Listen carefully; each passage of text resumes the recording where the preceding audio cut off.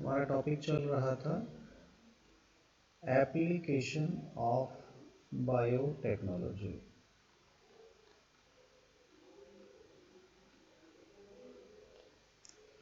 और हमने इसमें अभी एग्रीकल्चर फील्ड में बीटी कॉटन कैसे बनाते हैं वो कंप्लीट किया था। बीटी कॉटन हमारा कंप्लीट हो चुका। आज का टॉपिक थोड़ा सा डिफरेंट है, थोड़ा सा कंफ्यूजिंग लैंग्वेज है आपके बुक में। मैं कोशिश करूंगा कि ये टॉपिक आपका एकदम से क्लियर हो जाए। टॉपिक है हमारा pest resistant plant. Pest resistant plant ये कैसे तैयार करते हैं with the help of biotechnology. तो अभी हमने देखा था बीटी कॉटन में कि क्राइजीन का इस्तेमाल किया था। अब क्राइजीन हमको मिला था बैसिलस थुरिंगाइंसिस से। बैसिलस थुरिंगाइंसिस बीटी कॉटन हमने तैयार किया। क्राई प्रोटीन उसमें बनता है जो कि टॉक्सिक होता है एल्कलाइन मीडियम में जाने के बाद। अब पेस्ट रेजिस्टेंट प्लांट कैसे तैयार करते हैं इसका एग्जाम्पल हम लेते हैं टोबैको प्लांट में। हमारा एग्जाम्पल क्या रहेगा? Tobacco plant. तो हमने देखा कि हमारा जो टोबैको प्लांट होता है, टोबैको प्लांट में एक निमेटोड होता है जो बहुत नुकसान पहुंचाता है। हमारा पौधा कौन सा है? Tobacco plant. टोबैको प्लांट में हमारी जो फसल है, क्रॉप है तंबाकू की, उस क्रॉप में एक निमेटोड है और वो बहुत ज़्यादा नुकसान पहुंचाता है। निमेटोड ये एक्चुअली एक पेस्ट है जो प्लांट की रूट में इन्फेक्शन करता है, वहीं पर सरवाइव करता है और प्लांट की रूट में ट्यूमर डेवलप कर देता है, ट्यूमर बनाता है, जिससे प्लांट की रूट प्रॉपर ग्रोथ नहीं कर पाती है और हमारा पौधा प्रॉपर ग्रोथ नहीं करने के कारण ज़्यादा प्रोडक्शन नहीं दे पाता। एक तरह की डिजीज पैदा करता है ये निमेटोड। एक तरह की डिजीज है, ट्यूमर पैदा करता है, ट्यूमर। ठीक है। तो ये जो टोबैको प्लांट की रूट में जब ट्यूमर बन जाते हैं तो आपका प्रोडक्शन डाउन हो जाता है। हम चाहते हैं कि बायोटेक्नोलॉजी हमको कुछ ऐसा करके दे कि हमारा टोबैको प्लांट इस निमेटोड से रजिस्ट करना शुरू कर दे। ये निमेटोड का कोई इफेक्ट ही ना पड़े टोबैको प्लांट पे। अगर आप एक रिकॉम्बिनेंट टोबैको प्लांट यूज करेंगे जिसमें इस निमेटोड रजिस्ट करने वाले जीन्स अगर आप इस टोबैको प्लांट में डाल देंगे तो फिर उसकी रूट नॉर्मल रहेंगी और उनमें कोई भी ट्यूमर नहीं देखने को मिलेगा और आपका प्रोडक्शन एकदम बिना केमिकल यूज किए बहुत अच्छा आएगा। तो ऐसा ही हम करने जा रहे हैं पेस्ट रेजिस्टेंट प्लांट तैयार करने की प्रोसेस। देखिए, मैं आपको थोड़ा सा एक बैक्टीरिया का प्रोसेस समझाता हूं पहले, फिर ये आपको टोबैको समझ में आएगा। हमने देखा था कि एक जो बैक्टीरिया होता है, बैक्टीरिया क्या है? प्रोकैरियोटिक सेल है। एक बैक्टीरिया बाहर से अगर कोई डीएनए मॉलिक्यूल अंदर आता है तो उसको रजिस्ट करता है। कैसे रजिस्ट करता है? बैक्टीरिया के अंदर होते हैं रेस्ट्रिक्शन एंडोन्यूक्लिएज एंजाइम। इन एंजाइम की मदद से वो इसको काट देता है जिससे कि ये इन्फेक्ट नहीं कर पाता है। एक प्रोकैरियोटिक सेल एक फॉरेनर पार्टिकल से इन्फेक्शन से बचाने के लिए रेस्ट्रिक्शन एंडोन्यूक्लिएज का इस्तेमाल करता है। रेस्ट्रिक्शन एंडोन्यूक्लिएज क्या करते हैं? एक डीएनए या आरएनए मॉलिक्यूल के स्पेसिफिक सीक्वेंस को रिकॉग्नाइज करके कट कर देते हैं। अगर ये वायरस का डीएनए यहाँ काट दिया गया तो फिर ये इस बैक्टीरिया की डीएनए को इन्फेक्ट नहीं कर पाएगा, चेंज नहीं कर पाएगा। ये उसका एक प्रोटेक्शन का टेक्निक है। रेस्ट्रिक्शन एंडोन्यूक्लियस से वो अपनी सुरक्षा करने का एक तरीका है बैक्टीरिया के पास, प्रोकैरियोटिक सेल के पास। लेकिन एक यूकैरियोटिक सेल में कभी भी रेस्ट्रिक्शन एंडोन्यूक्लियस नहीं पाए जाते। क्या एक यूकैरियोटिक सेल में कोई भी बाहर से डीएनए आकर यूकैरियोटिक सेल को इन्फेक्ट कर देगा? ऐसा तो नहीं होगा। प्रोकैरियोटिक ने चलो ठीक है इस एंजाइम का इस्तेमाल किया और अपना इन्फेक्शन रोका, लेकिन यूकैरियोटिक भी तो कुछ ना कुछ ऐसा करता होगा। यूकैरियोटिक सेल को भी तो बाहर से कुछ इन्फेक्शन के दौरान डीएनए या आरएनए ट्रांसफर होता है सेल में, उससे अपनी सुरक्षा का कोई तो तरीका होता है। और वाकई में इसके पास भी एक तरीका होता है। यूकैरियोटिक सेल के पास होते हैं double stranded RNA. Double stranded RNA, RNA generally single stranded होता है आरएनए, लेकिन एक यूकैरियोटिक सेल में बहुत सारे छोटे छोटे डबल स्ट्रैंडेड आरएनए भी पाए जाते हैं। ये क्या है? Double stranded RNA. इनकी मदद से एक यूकैरियोटिक सेल बाहर से आने वाले इंफेक्शन से अपनी सुरक्षा करती है। अगर एक यूकैरियोटिक सेल में बाहर से कोई डीएनए अंदर जाएगा तो इस सेल के पास मौजूद है डबल स्ट्रैंडेड आरएनए, और डबल स्ट्रैंडेड आरएनए की मदद से ये बाहर से आने वाले इंफेक्शन को रोक पाएगा। और ये मैकेनिज्म कहलाती है आरएनए इंटरफेरेंस। ये मैकेनिज्म क्या कहलाती है? आरएनए इंटरफेरेंस, जिसे हम बोलते हैं RNAi। RNAi is a technique by which a eukaryotic cell can resist the infection of foreigner DNA और RNA। ये तरीका यूकैरियोटिक सेल में पाया जाता है। प्रोकैरियोटिक सेल में पाया जाता है रेस्ट्रिक्शन एंजाइम। प्रोकैरियोटिक में मिलता है रेस्ट्रिक्शन एंजाइम और यूकैरियोटिक में मिलता है डबल स्ट्रैंडेड आरएनए की मदद से इंफेक्शन को रोकना, RNAi। तो ये तो हो गया वो तरीका जो हम अप्लाई करने वाले हैं टोबैको प्लांट में। अब टोबैको प्लांट में वो डिजीज कौन पैदा कर रहा है? एक निमेटोड। टोबैको प्लांट में डिजीज कौन पैदा कर रहा है? निमेटोड है।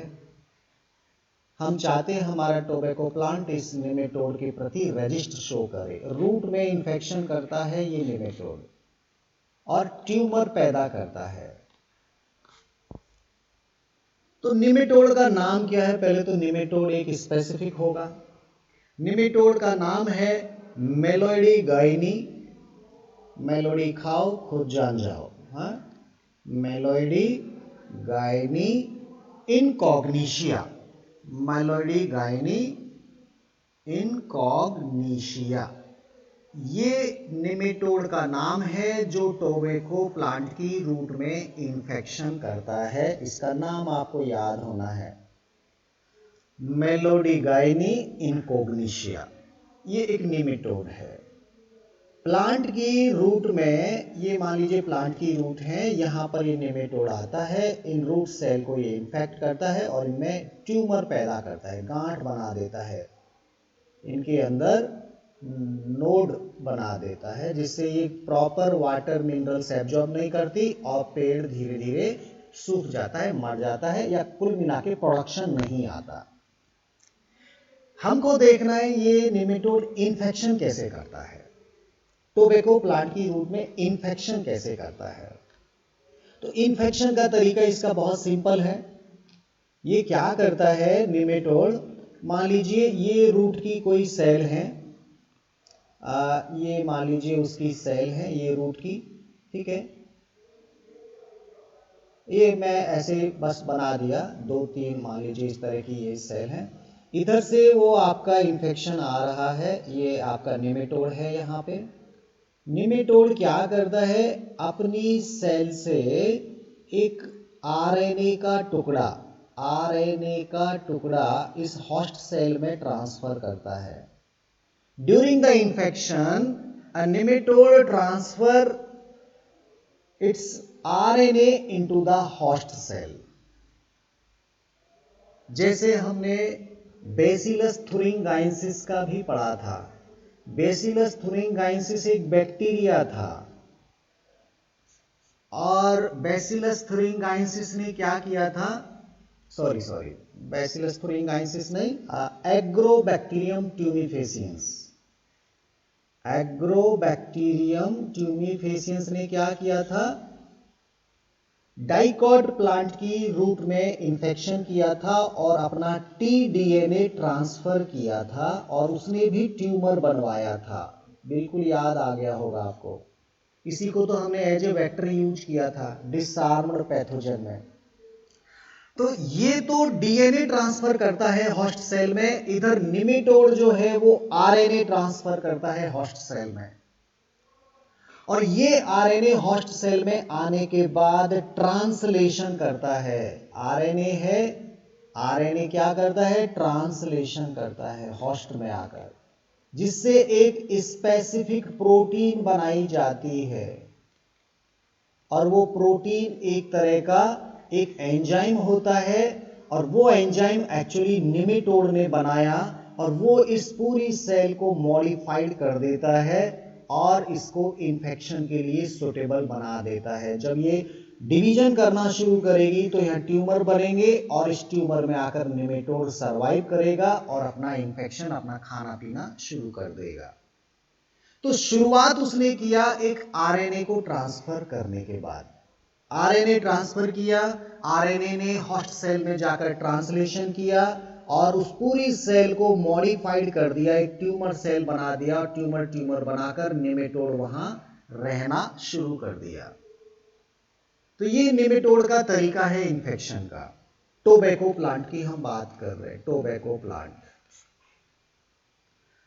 Meloidy gynae incognitia nematode will transfer its RNA into the tobacco plant cell, and this RNA inside the host cell will make translation and will make a specific protein by which this host cell now convert into tumor cell, and now this tumor is suitable for survival of this nematode.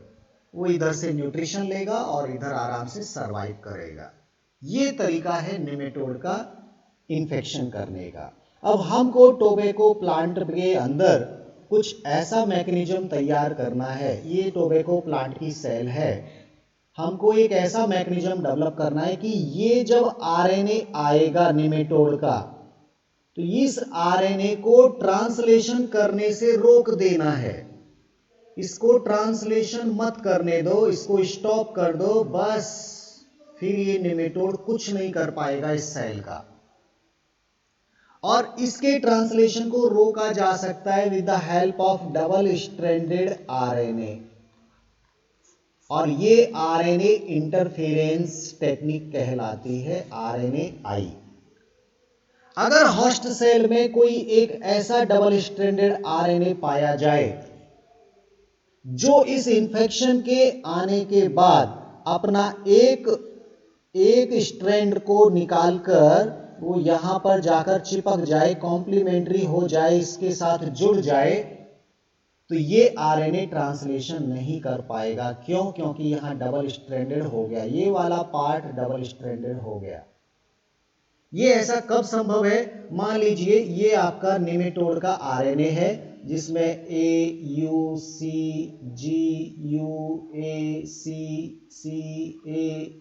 इस तरह का मान लीजिए nematode का RNA है। ये translation करना चाहता है, हमको एक डबल स्ट्रैंडेड आरएनए चाहिए। मान लीजिए मैंने एक डबल स्ट्रैंडेड आरएनए लिया है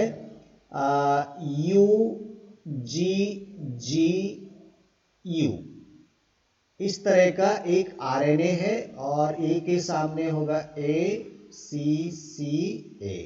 ये आपका डबल स्ट्रैंडेड आरएनए है। ध्यान देना यूरेसिल लगा है इसलिए ये आरएनए है। अब ये दो धागे हैं, ये दो धागे हैं ACCA और UGGU।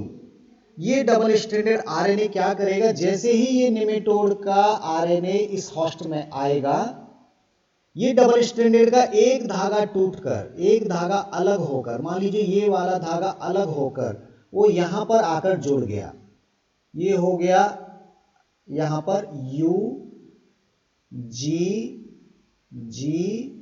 UGGU, बस ये धागा आके जुड़ गया, तो ये वाला पार्ट निमेटोड का कैसा हो गया, डबल स्ट्रैंडेड हो गया। समझ में आ रहा है, ये पार्ट डबल स्ट्रैंडेड हो गया। अब ये तो अपना ट्रांसलेशन कर रहा था, ट्रांसलेशन कर रहा था, अब यहां पर आकर तो रास्ता बंद हो गया, मतलब ये जो प्रोटीन बना रहा था वो प्रोटीन पूरी नहीं बन पाएगी, इधर ब्लॉक हो गया रास्ता। एक सिंगल हेलिक्स आरएनए ये ही तो ट्रांसलेशन कर सकता है 5 to 3 डायरेक्शन में। हमने देखा जनरली ये स्टॉप कोडोन तक करना चाहिए, लेकिन बीच में आकर डबल स्ट्रैंडेड आरएनए यहां पर आकर जुड़ गया, तो अब अमीनो एसिड आना रुक जाएगा, ट्रांसलेशन रुक जाएगा और ये प्रोटीन नहीं बना पाएगा। इसका मतलब डबल स्ट्रैंडेड आरएनए ने क्या किया, डबल स्ट्रैंडेड आरएनए का एक स्ट्रैंड निकलकर निमेटोड के आरएनए के साथ कॉम्प्लीमेंट्री हो गया, उसके साथ जुड़ गया और उसने निमेटोड के आरएनए को साइलेंस कर दिया। साइलेंस, साइलेंस का मतलब ब्लॉक कर दिया, स्टॉप कर दिया कि ट्रांसलेशन नहीं होने दूंगा। तो silencing of nematode RNA by using double-stranded RNA, we can protect a infection of this nematode. By the using double-stranded RNA, if we silent the translation of nematode RNA, that technique will be known as RNAi. ऐसा हमको करना है, ऐसा किया जा सकता है। Eukaryotic cell के पास ये पावर होती है। अब सवाल ये आता है कि निमेटोड में क्या सीक्वेंस है, पहले तो ये जान लो क्या सीक्वेंस है। एक निमेटोड का आरएनए जो आता है उसका सीक्वेंस क्या है। अब उसके सीक्वेंस का कुछ ना कुछ पार्ट, ये सीक्वेंस वाला आरएनए ही हमको चाहिए इसको साइलेंट करने के लिए। ये आइडेंटिफाई आपको करना है, आखिर किस जगह से उसको ब्लॉक करना है। तो वो आरएनए का फ्रेगमेंट हमारे पास होना चाहिए हमारी होस्ट सेल में, और वो भी डबल स्ट्रैंडेड फॉर्म में, तभी ये कर पाएगा, नहीं तो नहीं कर पाएगा। तो हमारा बायोटेक्नोलॉजी में हमने देखा कि क्यों ना हम इस निमेटोड, ये जो टोबैको प्लांट है, इसके डीएनए में एक ये वाला आरएनए बनाने का टुकड़ा कहीं पे जोड़ दें, ये वाला जो इसका टुकड़ा बना दे, और एक ये वाला टुकड़ा कहीं बना दे, इसको भी कहीं पे जोड़ते हैं। हमने बायोटेक्नोलॉजी से टोबैको प्लांट में एक स्पेसिफिक डीएनए जोड़ दिया है, और ये स्पेसिफिक डीएनए जब अपना ट्रांसलेशन करेगा तो ये आरएनए बनाएगा, और इधर जब ट्रांसलेशन होगा तो ये आरएनए बनाएगा, और ये दोनों एक दूसरे के कॉम्प्लीमेंट्री हैं, तो ये डबल स्ट्रैंडेड आरएनए बन जाएगा इस होस्ट सेल में। हमको तो ये आरएनएआई प्रोड्यूस करना है, इसलिए इस तरह का डबल स्ट्रैंडेड आरएनए बनाने की पावर हमको प्लांट सेल को देना है। प्लांट सेल को बस ये पावर दे दो, इस तरह का डबल स्ट्रैंडेड आरएनए आप बना दो। अब इसमें अगर निमेटोड का आरएनए आएगा तो ये डबल स्ट्रैंडेड जो हमने प्रोड्यूस किया है, इसका एक धागा जाकर इसको ब्लॉक कर देगा, यहां पर ब्लॉक कर देगा। That is the silencing of this mRNA with the help of double stranded RNA. तो ये डबल स्ट्रैंडेड आरएनए प्रोड्यूस कर सके हमारी होस्ट सेल, उसके लिए आपको डीएनए डालना पड़ेगा। ऐसा डीएनए डालना पड़ेगा जो आरएनए का सेंस और एंटी सेंस दोनों स्ट्रैंड प्रोड्यूस करे। तो एक ही डीएनए तो दोनों नहीं कर सकता, एक डीएनए अलग जगह जोड़ना है जो ये वाला धागा बनाए, एक दूसरी जगह दूसरा डीएनए जोड़ना है जो ये धागा बनाए। तो निमेटोड को स्पेसिफिक साइलेंस करने वाला डीएनए हमको यहां जोड़ना पड़ेगा, और सेंस और एंटीसेंस दोनों आरएनए जब बनेंगे तब ये डबल स्ट्रैंडेड आरएनए हमारी होस्ट सेल में बनाया जा पाएगा। तो हमको हमारी प्लांट सेल को रिकॉम्बिनेंट करना है, और इसके लिए हम इस्तेमाल कर सकते हैं एग्रोबैक्टीरियम ट्यूनिफेसियंस का।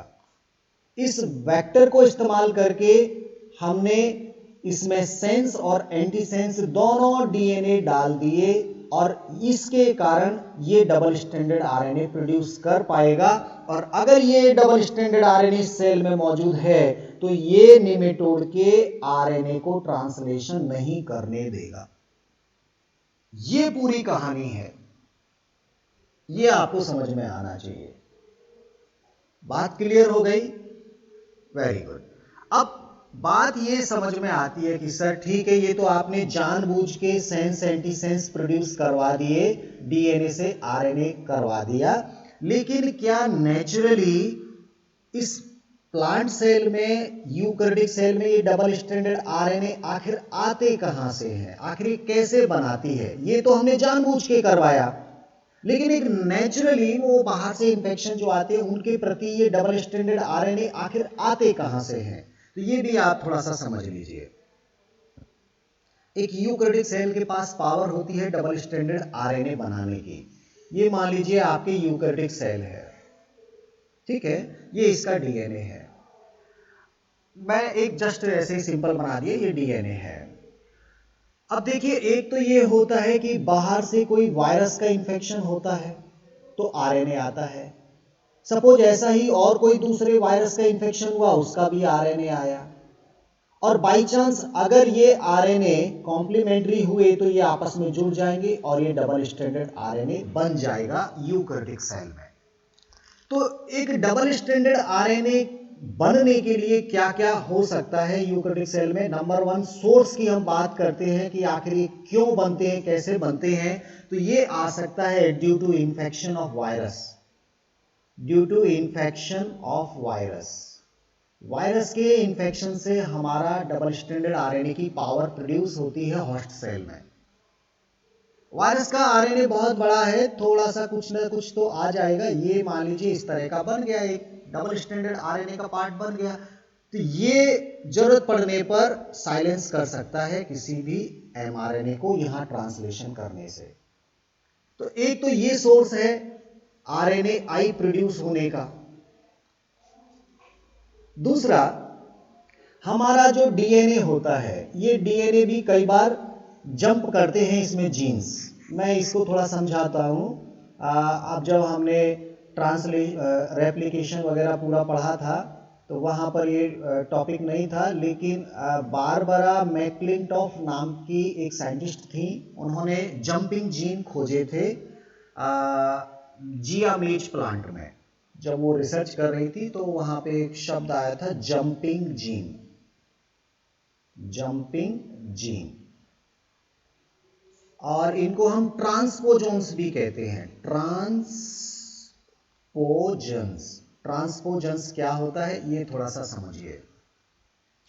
एक्चुअली यूकैरियोटिक का मान लीजिए एक डीएनए है, ठीक है, यहां पर जो एक सीक्वेंस है, ये जो डीएनए का सीक्वेंस है अभी यहां पे लगा है। अगर प्लांट ये इसको जरूरत पड़ता है तो यहां से ये दूसरी जगह पर भी ये जीन पहुंच सकता है, जीन की कॉपी की जा सकती है, जीन को जंप करके दूसरी जगह पर भी प्रोड्यूस किया जा सकता है। कैसे किया जाता है?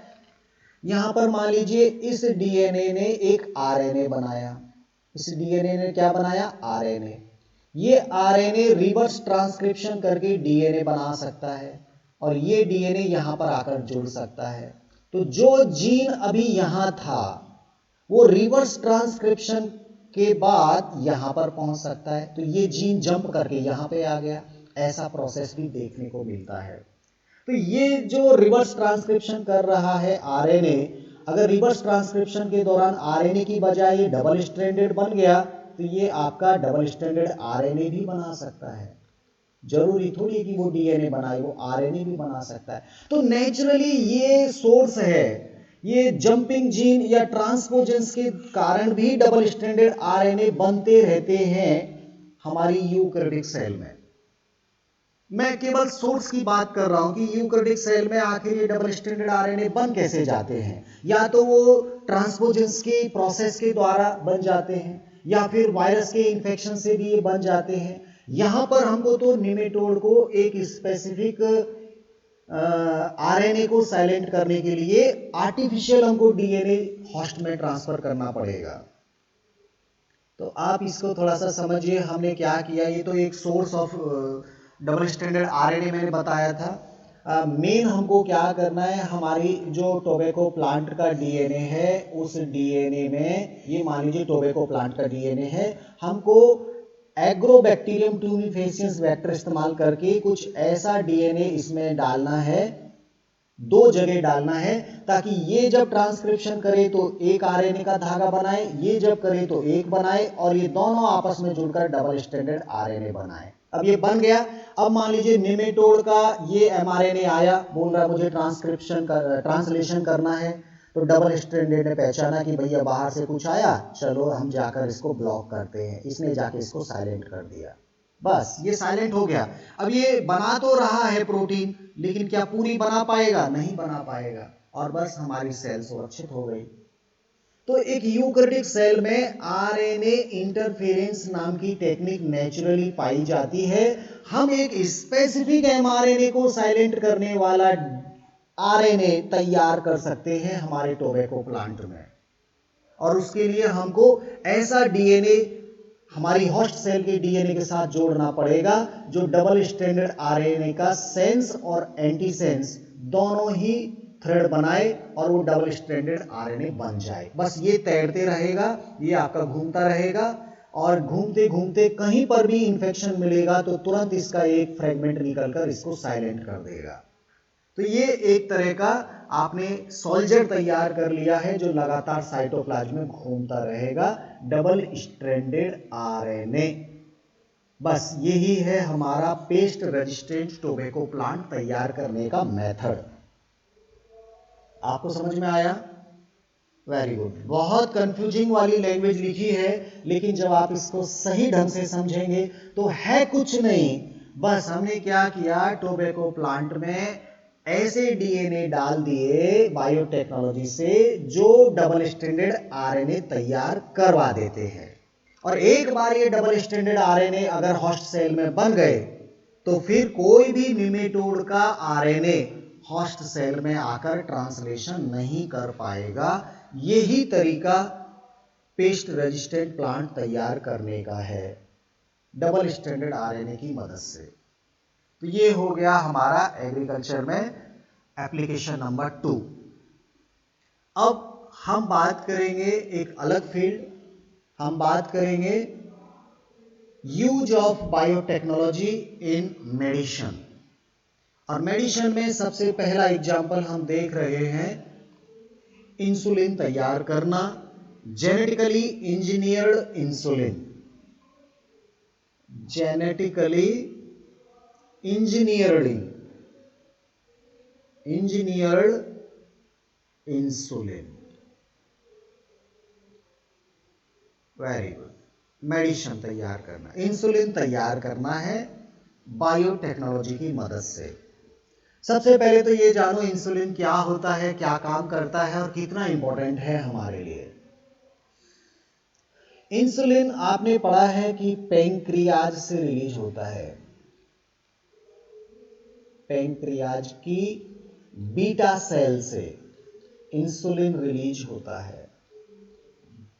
और इंसुलिन एक हार्मोन है, ध्यान देना, इंसुलिन एक हार्मोन है और ये प्रोटीन नेचर का हार्मोन है। और ये हार्मोन ब्लड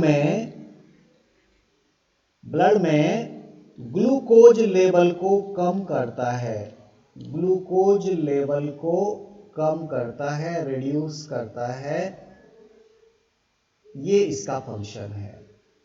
अगर इंसुलिन ब्लड में मौजूद रहेगा तो आपकी बॉडी की सेल को मैसेज मिलेगा कि ब्लड में से ग्लूकोज एब्जॉर्ब करो, तब केवल आपकी बॉडी की सेल उस ग्लूकोज को इस्तेमाल कर पाएंगी। अगर ब्लड में इंसुलिन नहीं होगा तो आपकी बॉडी की सेल उस ग्लूकोज को इस्तेमाल नहीं कर पाएंगी। और ब्लड में ग्लूकोज का लेवल लगातार बढ़ता जाएगा और वो एक्सक्रीट भी होना शुरू हो जाएगा।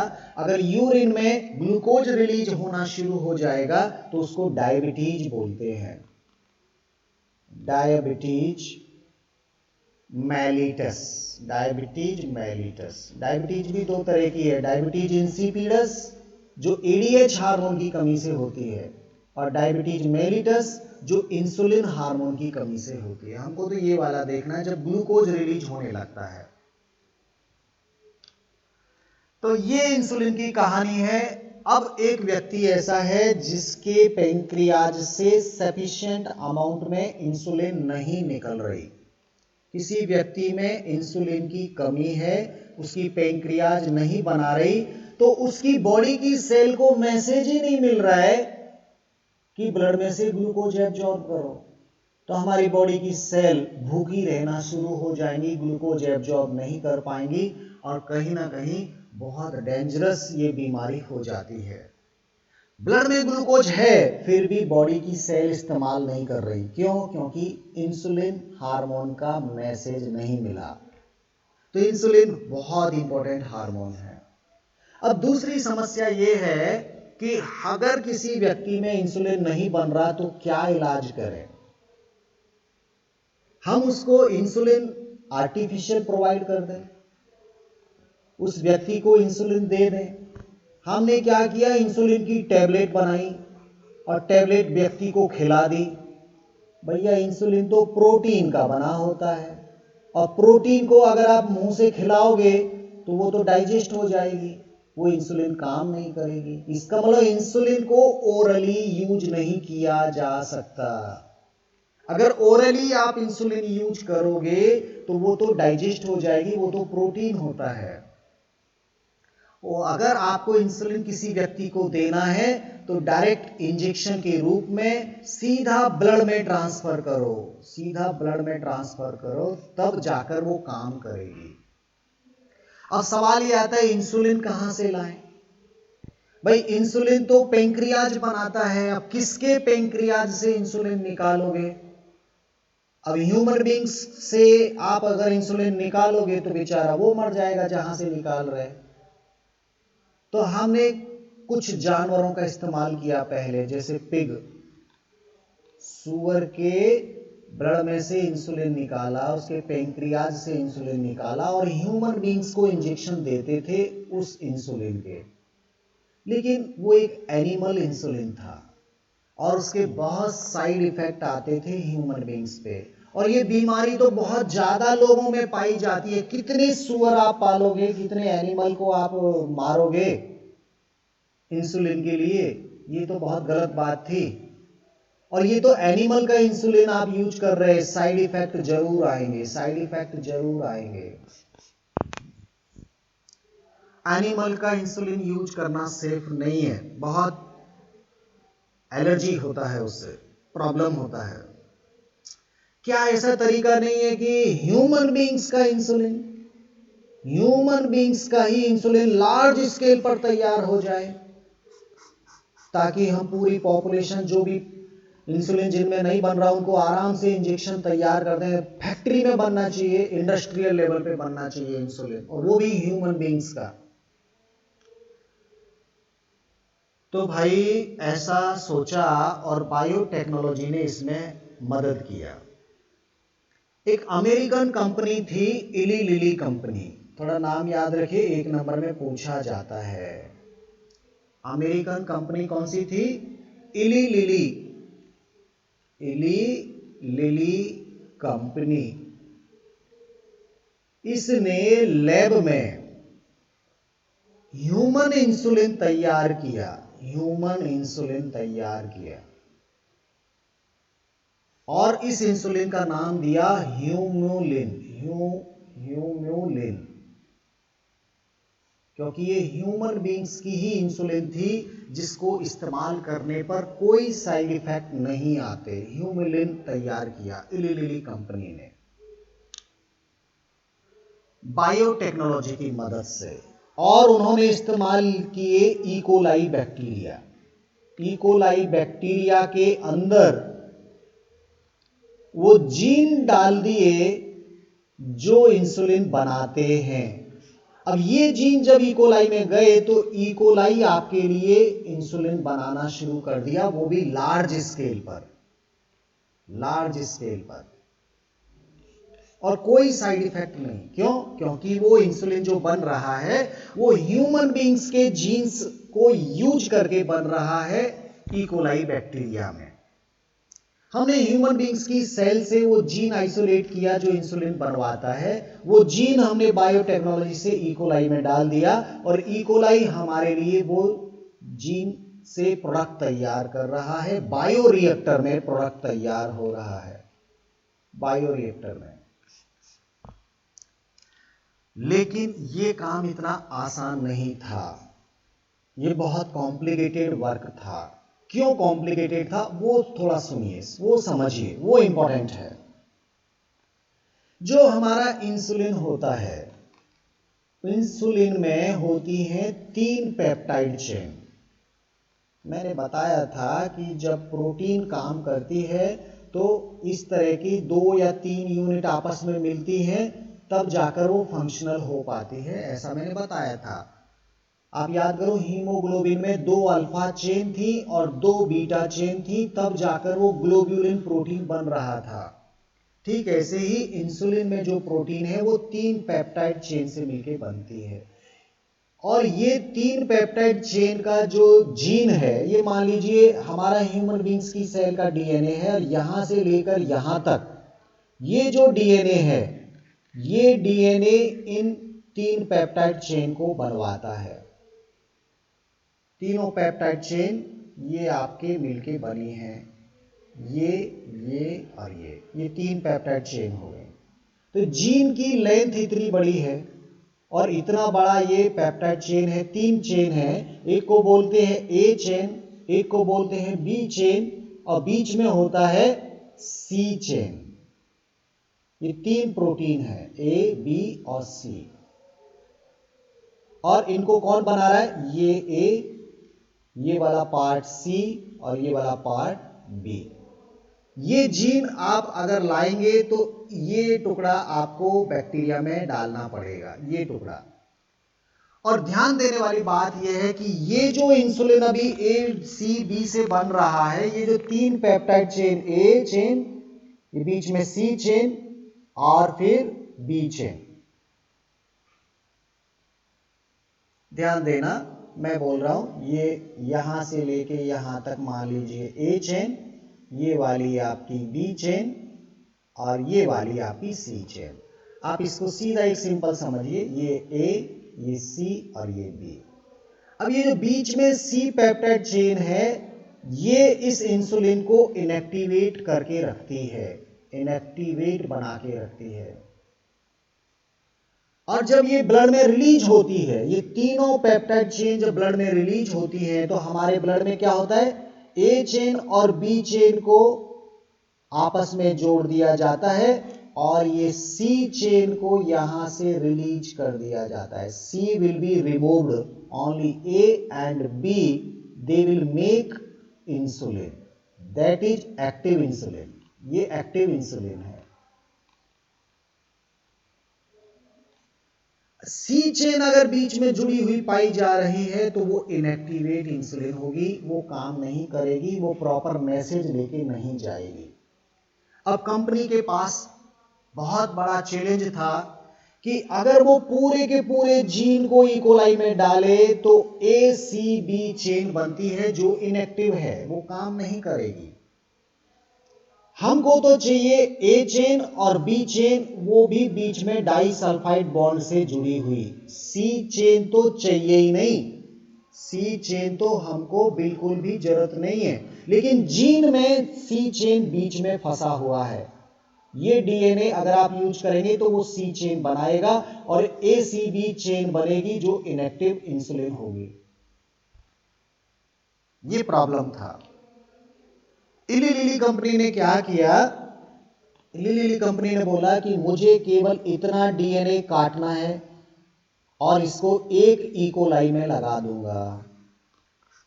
ये वाला डीएनए मैं काटूंगा इसको मैं दूसरे ई कोलाई में लगाऊंगा। ये वाला मुझे बी चेन बना के देगा प्रोटीन का, ये वाला मुझे ए चेन बना के देगा प्रोटीन का, और इन दोनों ही प्रोडक्ट को मैं लेबोरेटरी में आपस में जोड़ दूंगा, डाई सल्फाइड बॉन्ड बना दूंगा, और ये मुझे मिल जाएगी एक एक्टिव इंसुलिन। कितना बढ़िया उसने किया। एक पूरे के पूरे जीन को इस्तेमाल ना करते हुए उसने फ्रेगमेंट ऑफ जीन को अलग अलग ई कोलाई में इस्तेमाल किया, और फिर उसने ए और बी दोनों चेन को डाई सल्फाइड बॉन्ड से जोड़कर हमारे लिए तैयार किया ह्यूमुलिन, जो कि ह्यूमन जीन के ही इस्तेमाल करने से प्रोडक्ट हमको तैयार हुआ, और ई कोलाई का इस्तेमाल किया इली लिली कंपनी ने। तो ये एक बहुत इंपॉर्टेंट एक 3 नंबर का क्वेश्चन यहां से बनता है कि इली लिली कंपनी ने आखिर कैसे इंसुलिन तैयार किया। और एक सवाल इसको थोड़ा घुमा के पूछ सकता है, क्या कारण है कि 2 अलग अलग ई कोलाई लेने की जरूरत पड़ी कंपनी को? एक ही ई कोलाई से प्रोडक्ट क्यों नहीं बना? क्योंकि अगर एक से ही बनाएगा तो पूरा का पूरा जीन डालना पड़ेगा, और जो प्रोडक्ट बनेगा उसमें सी चेन भी बनेगी जो कि उसको इनएक्टिवेट बना देगी। ये कारण था कि अलग अलग यूज करना पड़ा। ठीक है, तो आप इसको समझिएगा। आप प्रो इंसुलिन का भी डायग्राम अगर जब आप बनाएंगे प्रो इंसुलिन, तो प्रो इंसुलिन का डायग्राम जब आप बनाएंगे तो देखिए ये हो गया आपका मान लीजिए ए चेन, ये हो गया आपका मान लीजिए सी चेन, और ये हो गया आपका बी चेन। तो हमको तो चाहिए ये ए चेन चाहिए, ये बी चेन चाहिए, और इस सी चेन को तो हमें रिमूव करना है। अगर ये तीनों जुड़े हुए हैं तो ये होगा प्रो इंसुलिन। और जब केवल ए चेन और ये बी चेन, केवल ये अगर आपके डाइसल्फाइड बॉन्ड से जुड़े होंगे और ये सी चेन आपने निकाल के बाहर अलग कर दिया, तो ये आपका हो जाएगा इंसुलिन जो कि एक्टिव है, इसे आप ह्यूमुलिन बोलेंगे। तो हमको यही तैयार करना था, लेकिन इस पूरे जीन का जो ह्यूमन बींग्स में जीन था वो तो एक कंटिन्यूअस डीएनए पे था, वो ही एक आरएनए बना रहा था। तो हमने ये वाला पार्ट अलग ई कोलाई में डाला, ये वाला पार्ट अलग ई कोलाई में डाला, इसको ए चेन बनाया, इससे बी चेन बनाया, और दोनों को जोड़ा, बन गया इंसुलिन। इली लिली कंपनी बहुत फेमस कंपनी हो गई थी, और लार्ज स्केल पर ह्यूमन बींग्स के लिए इंसुलिन तैयार करना पॉसिबल हो पाया। ध्यान देना, एक सवाल ये भी पूछा जाता है इंसुलिन को ओरली क्यों नहीं लिया जा सकता? क्योंकि इंसुलिन प्रोटीन होता है, और प्रोटीन को अगर आप ओरली लेंगे तो वो डाइजेस्ट हो जाती है, इसलिए इसको हमें केवल इंजेक्शन के रूप में ही लेना होता है, सीधा ब्लड में इंजेक्ट करना होता है। तो आज का काफी टॉपिक हो गया, मैंने आपको RNAi समझाया, अपने हिसाब से समझाया। बुक आप पढ़ेंगे थोड़ा कंफ्यूज होंगे, एक बार देख लीजिएगा। और दूसरा, आज मैंने आपको इंसुलिन कैसे तैयार करते हैं ये भी समझा दिया। कल की क्लास में हम बात करेंगे जीन थेरेपी, कल की क्लास में हम बात करेंगे जीन थेरेपी, ये कैसे यूज होती है, कैसे काम करते हैं। ठीक है।